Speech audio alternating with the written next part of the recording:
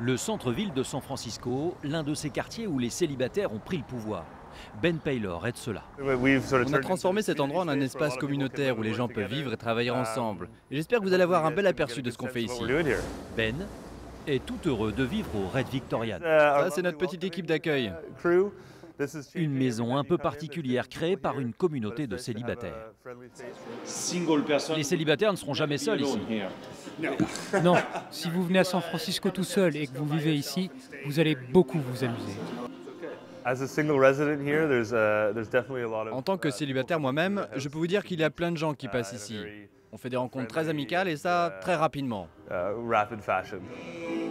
En bas, un grand espace de vie, une bibliothèque et même un piano, histoire de ne jamais se sentir vraiment seul. L'idée est d'associer le plus de résidents possible et de tout partager. C'est vraiment ça l'idée derrière le Red Victorian. Faire fusionner les idées, les espaces et transformer le lieu d'habitation en un lieu communautaire où l'on partage beaucoup plus qu'un toit. Un tableau de bord donne les règles de vie. Les tâches ménagères sont à faire à tour de rôle. Et lorsqu'on a des souhaits, on les inscrit ici. Mais l'avantage de cette maison est aussi financier. On paye une somme forfaitaire d'environ 2 000 € par mois, repas compris, ce qui pour San Francisco n'est pas très cher. Voici un dortoir. À l'étage, ceux qui veulent un peu plus d'intimité peuvent aussi profiter d'une chambre individuelle personnalisée.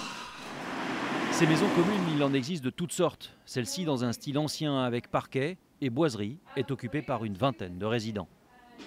Dans un registre plus moderne, voici la maison de Victor.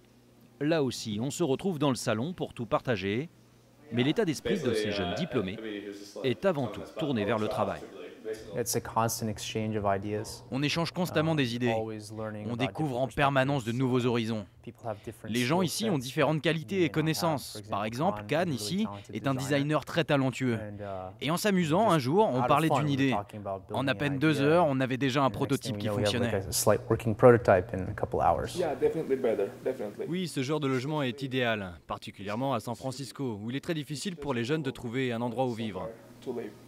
C'est vraiment une aubaine pour nous. Et n'allons pas croire que l'on suit une vie monacale dans ces maisons. Ce soir, Ben prépare un dîner pour son anniversaire. Il a une vingtaine d'amis. Certains sont de la résidence, d'autres sont venus spécialement. Les gens qui viennent ici apportent tellement d'énergie, c'est toujours imprévisible. C'est ce qui rend l'expérience intéressante. Des maisons pour célibataires qui devraient se développer, une vraie tendance, en particulier dans des villes où le prix de l'immobilier ne cesse d'augmenter, comme San Francisco ou New York.